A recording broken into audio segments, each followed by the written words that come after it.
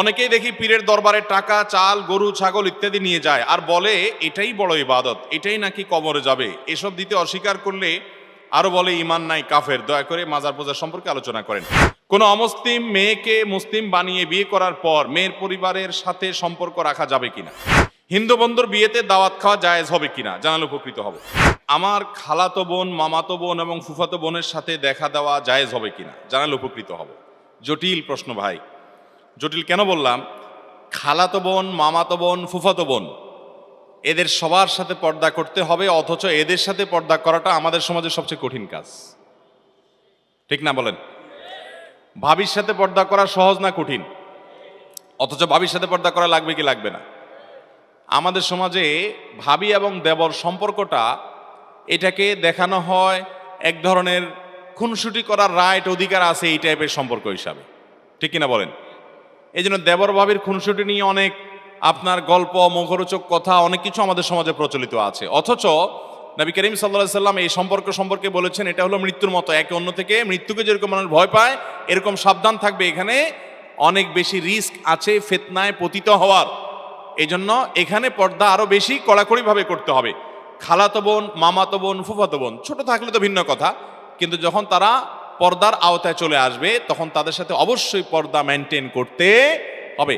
পর্দা মেনটেন না করার কারণে তলে তলে কত গুনাহ, কত অপরাধ, কত জেনা, কত সম্পর্ক নষ্ট হচ্ছে, কত জটিল পরিস্থিতি তৈরি হচ্ছে, আমরা সেটা অনেকেই জানি না। বিধায় এই খালাতো বোন, মামাতো বোন, ফুফাতো বোনের সাথে পর্দা করতে হবে।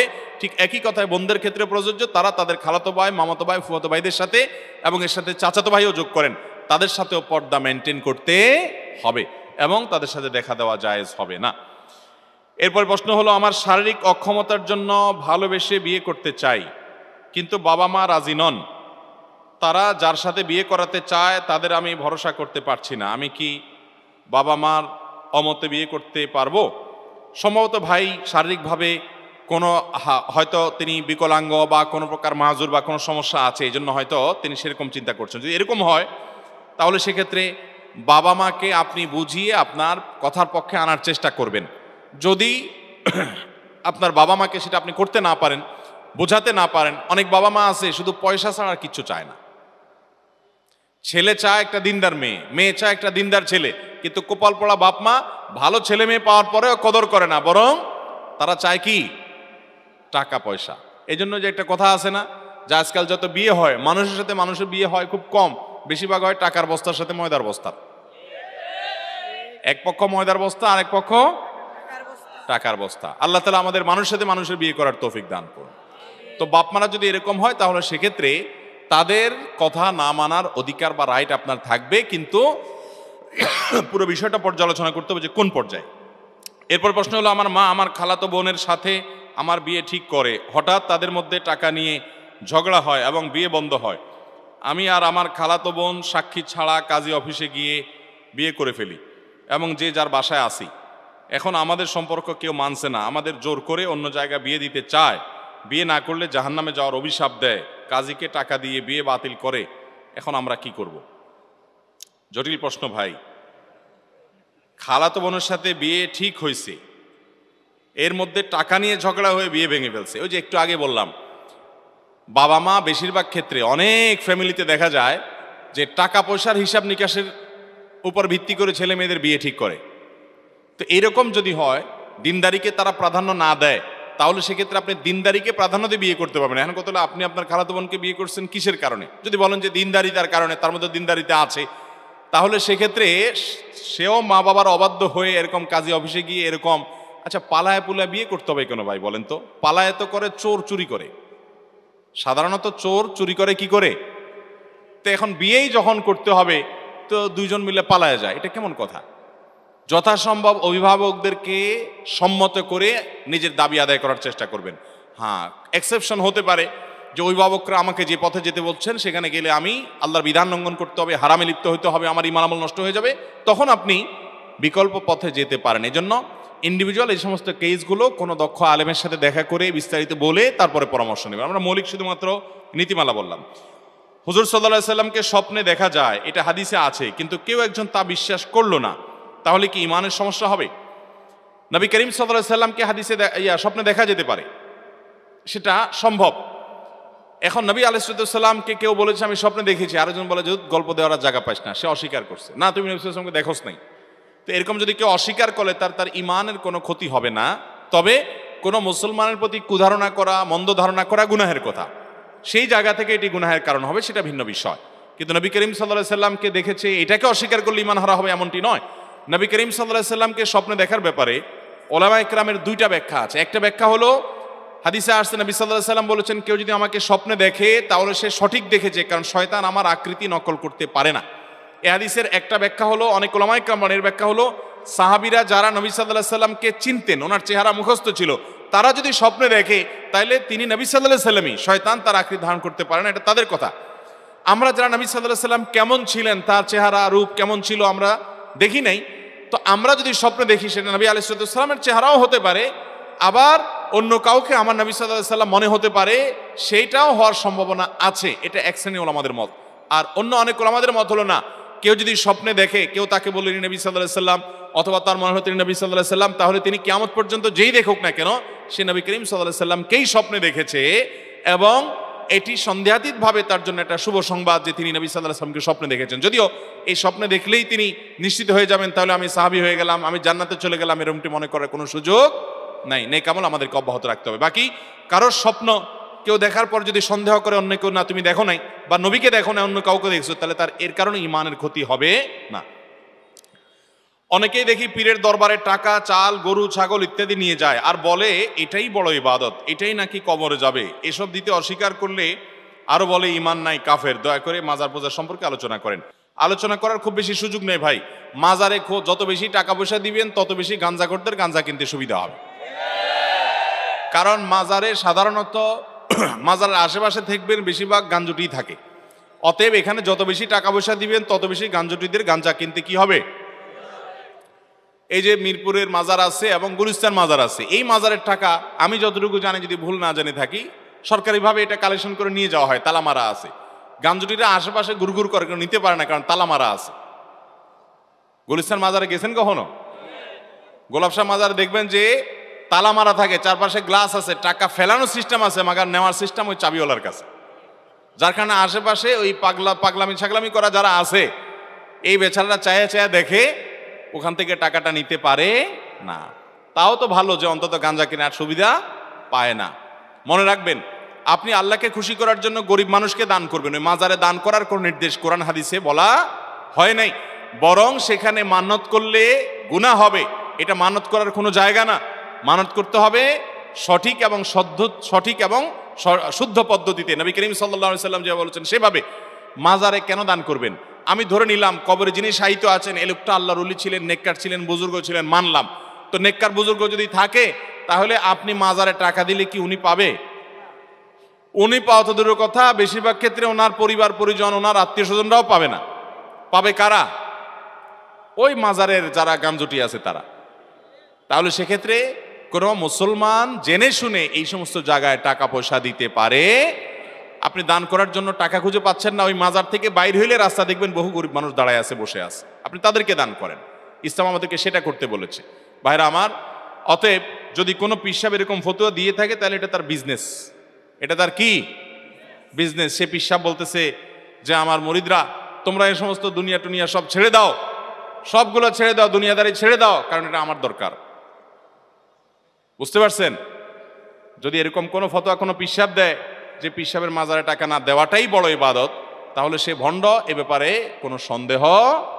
আল্লাহ তাআলা দান কোথায় করব আমাদেরকে বলেন নাই? ইন্নামাস সাদাকাতু লিল ফুকারা'i ওয়াল মাসাকিন ওয়াল আমিলিনা আলাইহা ওয়াল মুআল্লাফাতি কুলুবুহুম ওয়া ফির রিকাবি ওয়া ফি সাবিলিল্লাহ ওয়াল গারিমিন। আল্লাহ রাব্বুল আলামিন সাদকার 8টা খাত বলেছেন। গরিব, ফকির, মিসকিন, পথিক, মুসাফির, আল্লাহর রাস্তায় ঋণগ্রস্ত মানুষ, 8টা খাত বলছেন। এই 8 খাতের মধ্যে ওয়াফিল মাজারাত এরকম কোনো খাত নাই।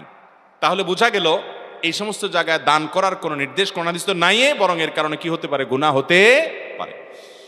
পুকুরের পানিতে ফরজ গোসল করলে কোন কোন বিষয়ে সতর্ক থাকতে হবে, যেহেতু বীর্য নাপাক জিনিস? দেখুন, পুকুরের পানিতে গোসল করতে গেলে নাপাক জিনিস সেখানে ধোয়া হতেই পারে, এতে অসুবিধা নাই। যদি পুকুর বড় হয় তাহলে সেক্ষেত্রে এই বড় পুকুরের মধ্যে নাপাক পড়লে ওই পানিগুলো নাপাক হবে না। হ্যাঁ, কোথাও যদি নাপাক ভেসে থাকতে দেখা যায় তাহলে ওই নাপাকের আশেপাশের পানিটা নাপাক থাকবে, কিন্তু পুরো পুকুরের পানি নাপাক হবে যেহেতু বড় পুকুর। যদি এভাবে বেশি পানিতে নাপাক পড়লে সব পানি নাপাক হয়ে যেত, তাহলে নদী সমুদ্র কোনোটা আর পাক থাকতো না, এবং এটা সম্ভবও না। লা ইউকাল্লিফুল্লাহু নাফসান ইল্লা উসআহা, মানুষকে আল্লাহ সাধ্যের বাইরে কোনো কিছু করার জন্য চাপিয়ে দেন না। যে প্রাণী খাওয়া হালাল, ওই প্রাণী অ্যাক্সিডেন্ট হলে জবাই করা কি ঠিক হবে? যেহেতু প্রাণীটির মৃত অবস্থা, অনেক জায়গায় এমনটা করা হয়।